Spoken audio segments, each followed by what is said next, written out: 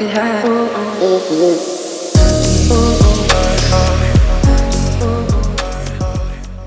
Hi, I'm Matthew Kelly. I'm a freshman at Fordham University. And Donald asked to interview me because I recently quit social media. So I think I have some cool stuff to say. Thank you, Matthew. I appreciate you being here. First question is, do you think social media is doing more harm than good to our mental health, especially for our age group?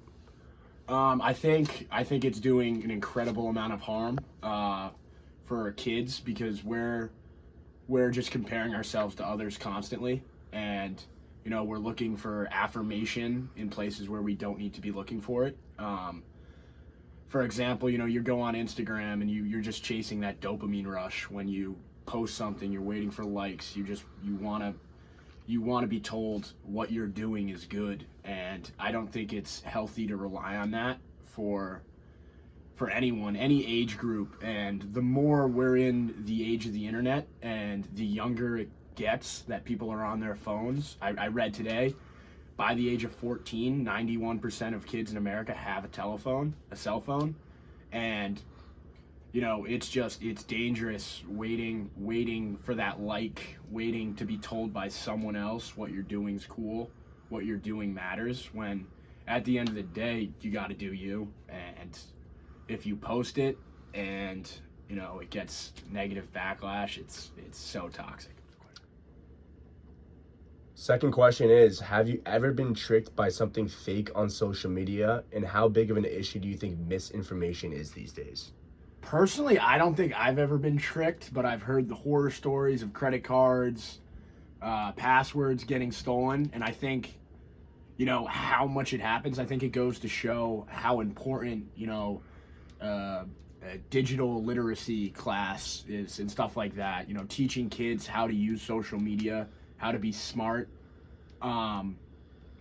Misinformation, I think I fall for that all the time. I think that's another reason why it's not healthy getting your news on Twitter and hearing all of that and just reading fake headline after fake headline, and it creates such a sense of mistrust throughout society, because you never know what's real now, and everybody's pushing an agenda, and it's tough. Third question is, in what ways do you think social media affects real life relationships?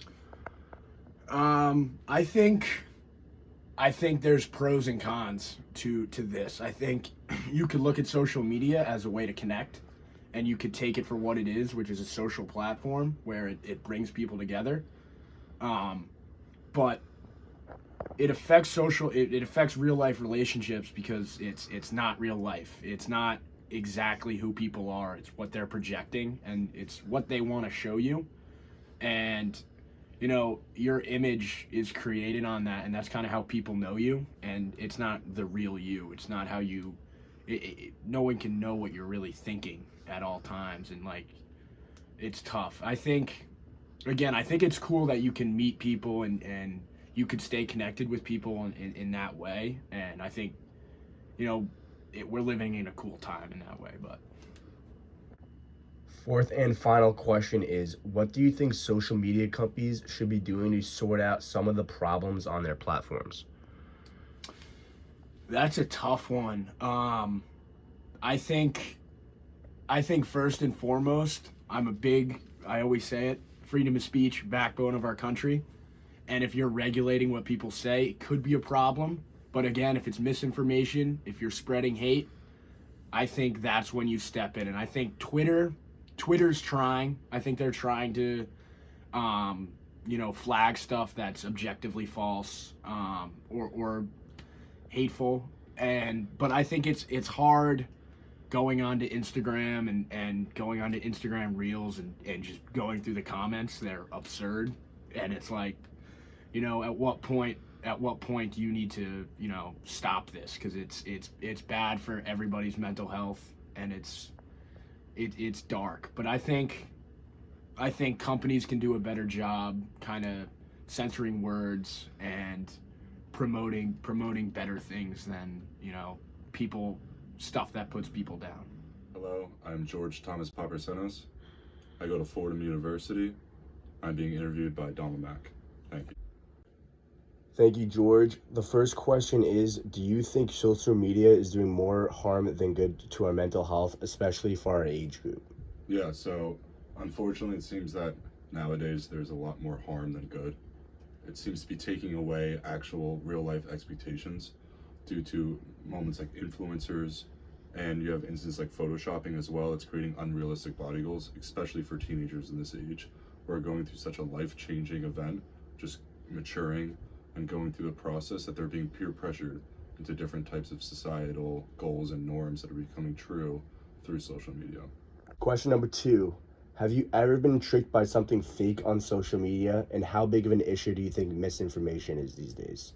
100%. And I think the really scary thing about social media is there's probably been many instances throughout my life where I've been tricked and I didn't even know, and I still don't know. I think that social media and the algorithms that follow through with it are extremely complicated and extremely well built to the point where we actually can't tell what is true and what is fake, especially on social media. And that's a really reoccurring problem going through our lives and through what's going to be in the up and coming society, is that you have the young generation becoming older and being fed misinformation, which is really impactful, especially when you come into like the political state of our society, and you have kids constantly reiterating false news to other kids, and it's spreading through that. And I think it's definitely a large problem. Third question is, in what ways do you think social media affects real life relationships? Well, it completely affects real life relationships because now we're able to communicate with anyone across the world. I mean, I feel like this is the first time in society where you're actually able to see true long distance relationships between people. You have friends from across the world. I mean, for my instance, most of my family still lives in Greece, and I'm able to keep in touch with them, even though they're halfway across the world. And in that sense, I do think that that is one of the few benefits of social media in our society, is the fact that we are able to broaden our spectrum. And with even past relationships of friendships and those types of relationships, we're able to see people's messages get across social media in such a wide and broad, and they're able to build relationships through that. You'll be able to build like groups and clubs with people all across the world, having more diversity, more ideas coming in, and I think in that sense, that's really a benefit to social media. Fourth and final question. What do you think social media companies should be doing to sort out some of the problems on their platforms? Yeah, well, as we just spoke about, misinformation is obviously a very large problem with social media. And I think companies should have to and should strive towards filtering out, or at least making that aware, because you do have to respect the First Amendment, and that's the freedom of speech, and that is understood. However, there can be and should be ways that these companies are trying to help notify people of potential misinformation towards other people. And I think that they're not doing that well enough, and I think it's having a really bad impact on society. Thank you so much, George. I appreciate your input. Thank you.